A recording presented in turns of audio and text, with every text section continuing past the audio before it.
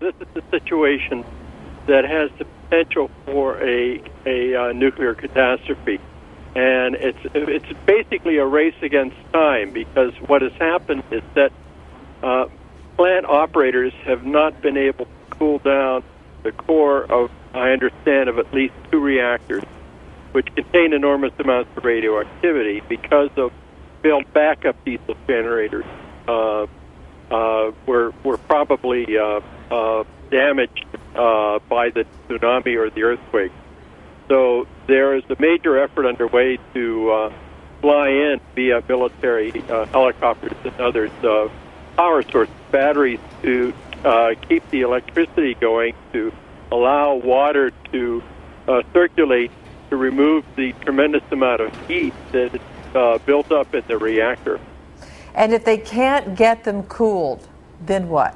Well, I mean, there's a window of time that's probably somewhere in a matter of 24 hours, where if they're not able to cool these reactors, and they're not able to particularly supply fresh, cool water to remove the decay heat, then the water will start to boil off, and eventually the reactor core, the fuel elements, will be exposed.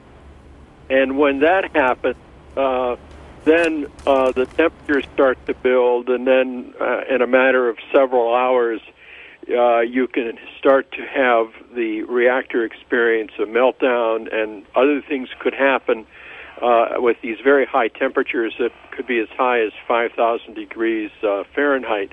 For example, the zirconium cladding that contains the uranium fuel at those kinds of temperatures can spontaneously combust, to catch fire. The interaction with the zirconium and the radiation in the water could generate hydrogen, and you might have fires and explosions. We really don't know what will happen if the core is exposed, but these are some of the issues that we have to be concerned about. Right. And my last question to you, sir, in regards to remembrances of Chernobyl and to 3 Mile Island, worst case scenario of what you just described, what could that part of the world see if something like that happened?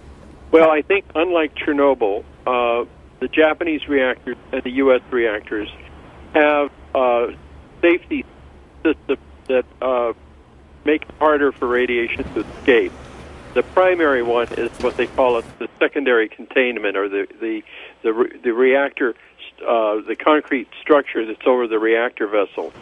If for some reason that vessel is compromised, especially from heat or explosions and fires, you could have a catastrophic release. But we don't know how this is going to unfold, and I'm hoping very much they'll be able to restore cooling for these reactors before any of this happens.